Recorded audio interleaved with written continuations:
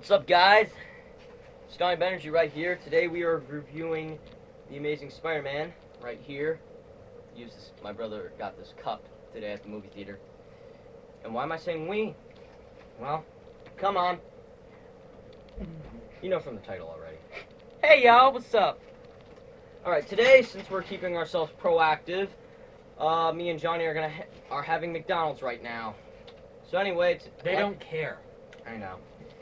Anyway, let's on with the review for Amazing Spider-Man. Okay, this movie takes place. This movie is not like any other Spider-Man incarnation film.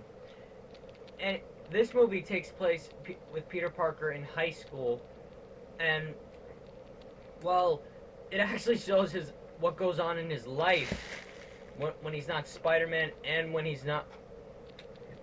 And before he was Spider-Man. He doesn't become Spider-Man like right away. He becomes Spider-Man like the middle of the movie. Yeah. And a lot of people have been complaining, I hear, because they were like, oh, why'd you gotta reboot it because of the origin and all that? And I'm saying, look, if Spider-Man 4 had been made, look at fourth installments in superhero movies. X-Men Origins Wolverine. Superman 4. Shut up, Donnie. Let me finish. I'm just gonna finish Batman and Robin. That's all I have to say. Thank God. Because you really know how to bore people to death. Which is why I'm here. Okay, and if you're wondering why we're not in my brother's bedroom like we should be doing this review in, our parents decided to let us visit our grandma. Why would they don't care what goes on in our life, you idiot? Alright, let's just go on with the review, okay? I'm trying to put some comedy in it. You're not funny. Thank Anyway, here's what goes on in our reviews. Oh, no. In this review. In this movie. Here's what goes on in the movie. Yeah, I'm just stuttering here. I'm sorry. It's what I do.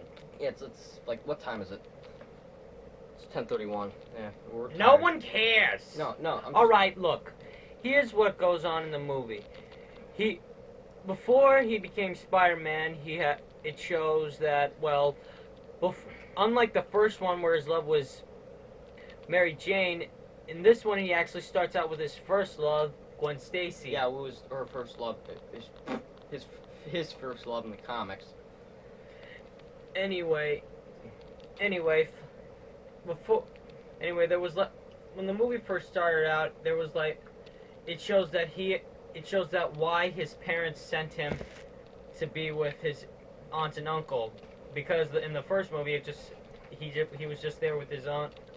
He was just there with them. I was like, you know, they don't even give a mention of the parents. It's like, and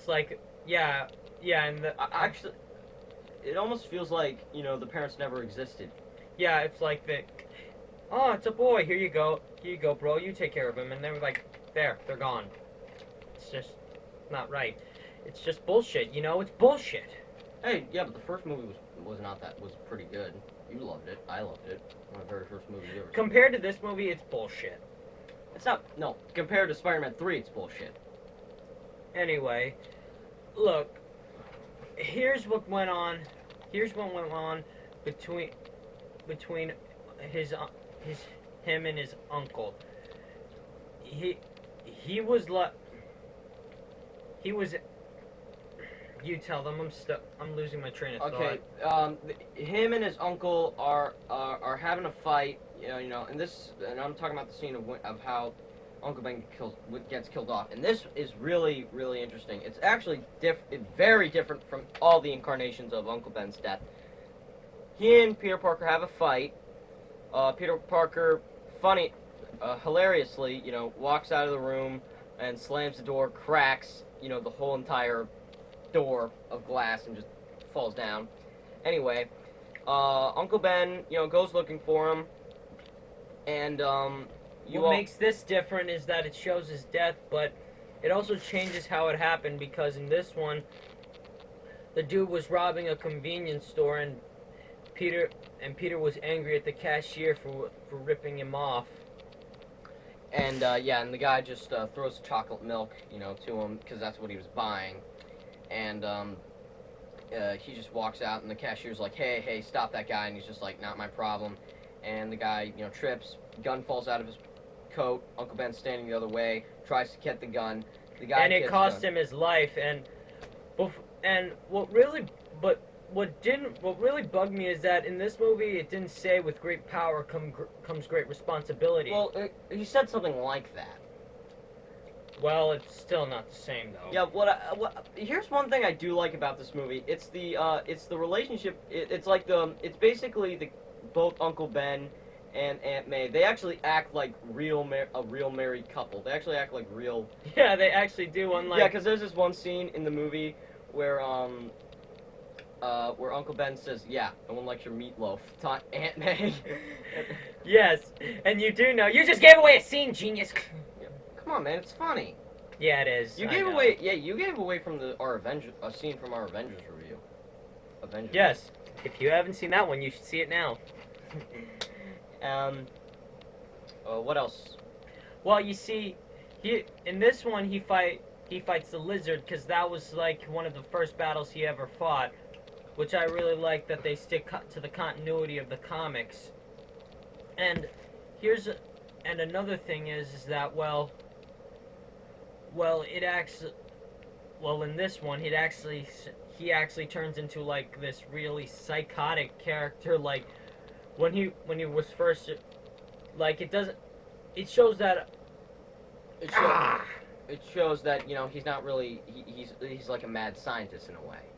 Yeah, he is really. But the one thing I didn't really is that they don't really talk about his personal life, like his marriage, his kid, or anything like that, like in the comics. I know. Or in Spectacular Spider-Man, because that was a very important part in the role of the character. So that kind of got me a little, I don't know, it got me a little angry. There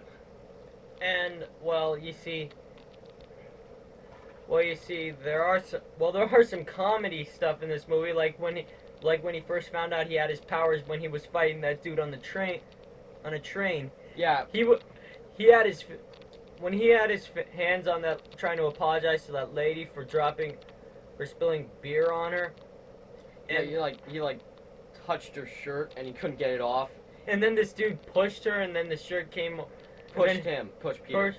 And then this dude pushed him, and then the shirt came off, and he got into a fight with everyone, and then he was stuck to the ceiling. Yeah, which for some reason we didn't get we never really.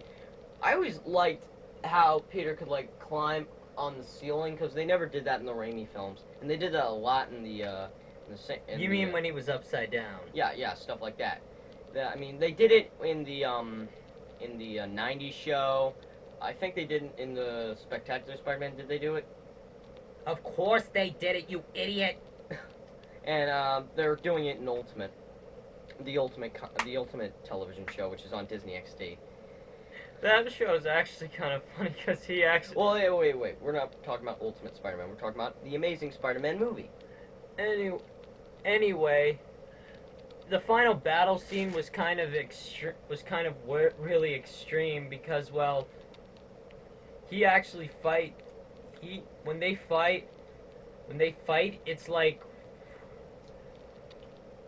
David versus Goliath, because the lizard was like 3 times the Spider-Man's size. What I do like about this Spider-Man is that he always does wisecracks and jokes like the comics. It's a Spidey from the... Yeah, that's another thing that's different from the Raimi films. He actually does wisecracks to his bad guys. The one thing I find interesting is that how they got how Peter Parker's in high school in this one.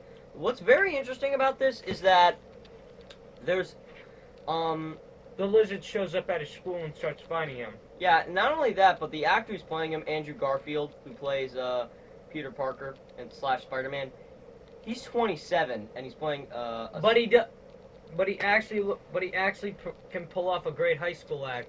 It's pretty interesting because the previous movie he did, The Social Network, he was actually playing college graduate.